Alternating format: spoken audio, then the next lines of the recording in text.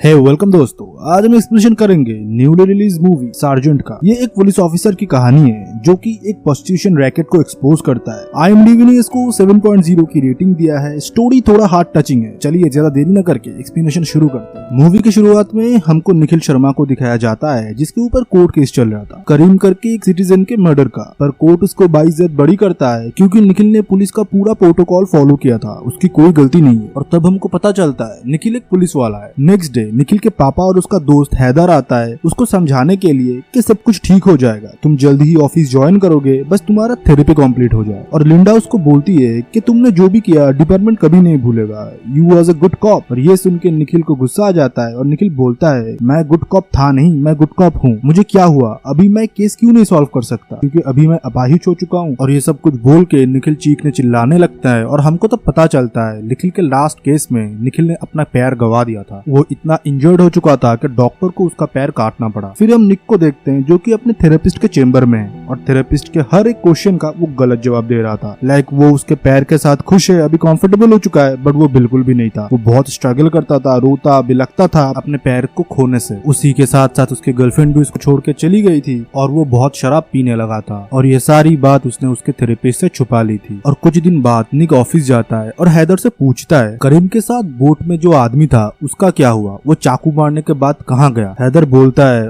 वो तो मर गया निक और ये केस भी क्लोज हो गया। पर निक को लगता है कि ये केस अभी भी क्लोज नहीं हुआ। फिर हमको निक को दिखाया जाता है जो कि अपने घर में बैठे रिसर्च कर रहा था अनआइडेंटिफाइड टीनेजर गर्ल के ऊपर जो उसके लास्ट केस से जुड़ा हुआ था। और कुछ टाइम बाद निक नीचे आता है, उधर हैदर भी था। हैदर इसलिए आया था कि निक का आज पहला दिन था ऑफिस ज्वाइनिंग के लिए और वो निक के साथ सेलिब्रेट करना चाहता था। तब निक उसको पूछता है हैदर तुमको याद है 1 साल पहले एक अनआइडेंटिफाइड गर्ल की हमको बॉडी मिली थी और मुझे लगता है ये करीम केस से जुड़ा हुआ है। तब हैदर निक के पापा को बोलता है अंकल निक को लगता है हर एक केस वो अनआइडेंटिफाइड लड़की के मर्डर से जुड़ा हुआ है। निक के पापा भी तब निक को बोलता है कि निक तुम अभी इतना स्ट्रेस मत लो, तुम थोड़ा रिकवरी करो। और निक बोलता है मैंने आपसे सलाह मांगी है, आप भी मेरे गुनहगार हो, आपने मेरी माँ को सुसाइड करने में मजबूर कर दिया, जिस दिन उनकी फाइल मेरे हाथ में लगेगी आपको मैं छोड़ूंगा नहीं। और उधर हैदर माहौल थोड़ा ठीक करता है। रात को जब निक बैठ के रिसर्च कर रहा था तब उसको पुरानी बातें याद आता है जहाँ पर वो करीम को बुला के बोलता है कि अपने कॉन्टैक्ट से मिलाओ। करीम मेनली ड्रग्स और प्रोस्टिट्यूशन से रिलेटेड इन्फॉर्मेशन निकाल के निक को दिया करता था। और निक के और पूछने पे करीम बताता है कैटरीना ड्रग के ओवरडोज से नहीं मरी थी सर, वो भागने की कोशिश कर रहा था इसलिए उसको मार दिया गया। और उसके हॉस्टल में और 2 लड़कियां भी थी जिसका नाम था ईरा और ईवा। और नेक्स्ट डे करीम निक को उस डीलर को पकड़ने के लिए लेके गया था। निक तब अकेला था और करीम को बोलता है तुम जाओ, बैकअप टीम 2 मिनट में आएगी,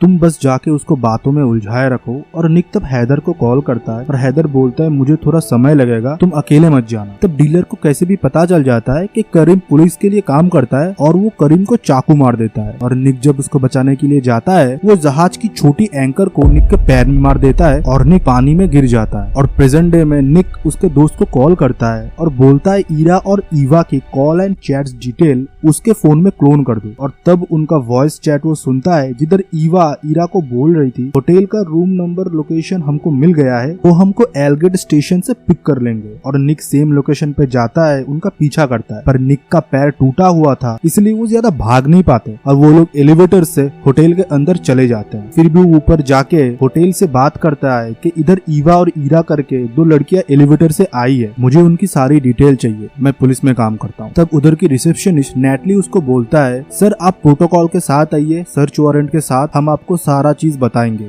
ये हमारे एम्प्लॉयज है, हम ऐसे ही कोई चीज डिस्क्लोज नहीं कर सकते। और निक घर जाके नेटली के बारे में सब कुछ पता करता है और एक वीडियो देखता है जिधर यह बोला जा रहा था बिजनेस टाइकून एडमिर लोका के लोका फाउंडेशन के वजह से बहुत सारे लड़कियों को दुनिया भर से फ्री एजुकेशन मिल रहा है स्कॉलरशिप में। फिर अगले दिन निक नेटली के एड्रेस में जाके नेटली से बात करता है और बताता है मुझे पता है तुम किन लोगों के लिए काम करते हो और मैं ही तुमको इधर से निकाल सकता हूँ। तब नेटली बोलती है मुझे नहीं पता तुम किस बारे में बात कर रहे हो और मैं तुम्हें कुछ बताना जरूरी नहीं समझता। और उसी दिन रात को निक अपने दोस्त को बोलता है लेका फाउंडेशन के बारे में जितना डिटेल्स मिले उसको पता करो। और अपने फ्रेंड्स हैदर को बोलता है तुम मेरे साथ नेटली के घर चलो ऑफिशियल पूछताछ करने के लिए। हैदर मना कर देता है और बोलता है निक तुमको रेस्ट की जरूरत है। तब निक गिड़गिड़ाता और बोलता है मैं अपाहिज हूँ इसलिए मुझे इग्नोर मत करो, तुम ही मेरे भाई हो जो मेरी हेल्प कर सकते हो। निक हैदर को लेके जब नेटली के एड्रेस में पहुंचता है उधर नेटली थी ही नहीं और उधर जो लड़की थी वो बता बता रही थी कि मैं इधर 5 साल से रह रहा हूँ। घर अच्छी तरीके से सर्च करने पर भी निक को कोई सबूत नहीं मिलता और उस होटल में जाके भी उन लोगों को पता चलता है नेटली जैसी कोई लड़की इधर काम नहीं करती। और तभी निक के साथ हैदर का बहस हो जाता है और निक सडनली फ्लोर पे गिर जाता है। वो सिचुएशन बहुत ही हार्ट टचिंग था। उसी दिन रात को निक बहुत ड्रिंक करता है और उसके पापा बोलता है मुझे हैदर ने बताया आज तुम्हारे साथ क्या हुआ, उसको भूल जाओ। हैदर तब अंकल को बाय बोल के घर जा रहा था। तब निक बोलता है नेटली के बारे में मैंने ही सिर्फ तुमको बताया था, तुमने उसको गायब किया होगा और लेका फाउंडेशन से तुम कितने पैसे ले रहे हो। ये सब कुछ सुन के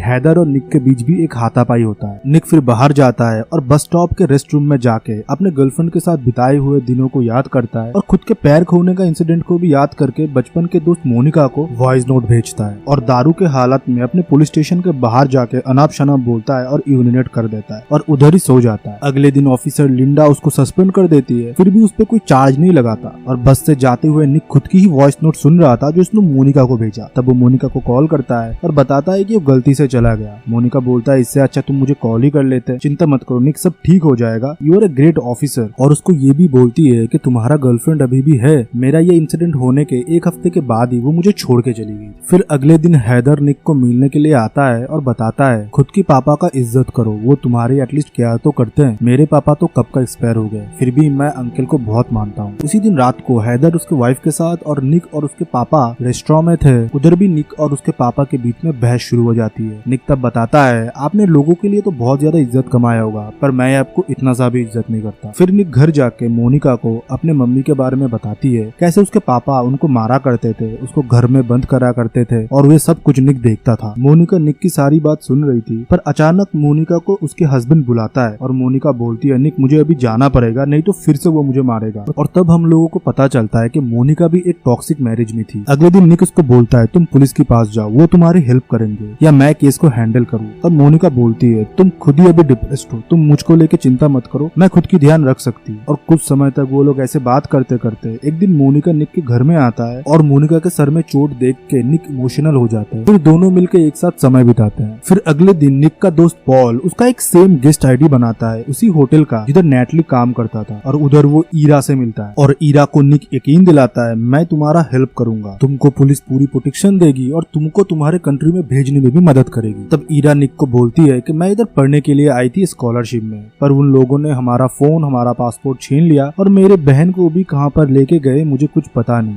फिर निक ईरा को एडमिरल लोका का फोटो दिखाता है और बोलता है इसको जानते हो? वो बोलती है नेटली ने हमको इससे मिलाया था, स्कॉलरशिप के बारे में हमको इधर बुलाया जाता है, असल में ये एक प्रोस्टिट्यूशन रैकेट है जो लेका चलाता है, ये लोग बहुत बुरे हैं। मेरे रूममेट कैटरीना ने जब इन लोगों की बात नहीं मानी, भागने की कोशिश की, इन लोगों ने उसको मार दिया। नेटली हम लोगों को ट्रेन करता है, बाद में सीक्रेट पार्टीज में हम लोगों का सिलेक्शन होता है, फिर पॉलिटिशियन, डिप्लोमेट्स, बिजनेसमैन उन लोगों के साथ हमको भेजा जाता है। कल एक लंच है होटल में, वो निक को एड्रेस देके उधर से चली जाती है और दूसरे दिन निक उधर पहुंचता है और उन लोगों पे नजर रखता है और तभी अचानक लोका आता है और बोलता है निक कैसे हो, तुम्हारा पैर कैसा है? और निक को ये भी टॉन्ट मारता है तुम्हारा गर्लफ्रेंड अभी भी है या चली गई? और ये भी बोलता है जिससे तुम कल मिले थे वो तुमको आज फिर से मिलेगा पर तुम कुछ पूछ नहीं पाओगे उससे। और उसी दिन निखिल को ईरा की बॉडी मिलती है जो कि मर चुकी थी और निक को तब उसका दोस्त लोका फाउंडेशन के बारे में सारा रिपोर्ट सेंड करता है और निक उसको पब्लिक कर देता है और सोशल मीडिया में आग की तरह सारा न्यूज फैल जाता है। और उसके अगले दिन हम देखते हैं निक को ऑफिस बुलाया जाता है। लोका फाउंडेशन ने उसके ऊपर डिफेमेशन का केस लगाया है और उसको ये बोला जाता है अगर तुम इसमें नहीं फंसना चाहते तो एडमिरल लोका से तुमको माफी मांगना पड़ेगा। और तभी उसको मोनिका का मैसेज आता है कि मैं मुसीबत में हूँ, जल्दी आओ। और निक जब मोनिका के घर पहुंचता है तब तक सब कुछ खत्म हो चुका था, मोनिका मर चुकी थी, उसको एम्बुलेंस लेके जा रहे थे। उस दिन रात को निक मोनिका के घर में जाता है और उसके हस्बैंड को बहुत मारता है और अपने फॉल्स मेटल लेग से उसको पीट पीट के मार देता है। तब उधर बैठे बैठे उसको मोनिका का केस फाइल और मेडिकल रिपोर्ट दिखता है और वो जब केस फाइल के वीडियो प्ले करता है उसको पता चलता है मोनिका स्किज़ोफ्रेनिक की पेशेंट थी, उसको मल्टीपल डिसऑर्डर था, वो खुद ही खुद को चोट पहुंचाती थी और डॉक्टर को बोलती थी मुझे नहीं लग रहा, और डॉक्टर रिपोर्ट में ये भी बोला था कि वो कभी भी खुद को चोट पहुंचा के मार सकती है। तब निखिल को पता चलता है कि मोनिका के हस्बैंड उसका असलियत में ट्रीटमेंट करा रहे थे और मोनिका उसको झूठ बोल रही थी। फिर वो अगले दिन ऑफिस जाता है और एक फाइल खोलने की कोशिश करता है। कुछ टाइम बाद वो ऑफिस से निकल के लोका के ऑफिस जाता है और रूम में बैठ के लोका जब बोलता है तुमको पब्लिक एपोलॉजी वीडियो फॉर्मेट में मांगना पड़ेगा कि लोका फाउंडेशन कोई भी ऐसा काम नहीं करता जो तुमने सोशल मीडिया में पोस्ट किया है। तब निक बोलता है ये सब कुछ ईरा के लिए और उन लोगों पे गोली दाग देता है और लोका को उधर ही मार डालता है। ये सब के चलते निखिल को भी 2 गोली लग चुका था था। उसी हालत में वो घर में आता है और अपने पापा को सामने बिठा के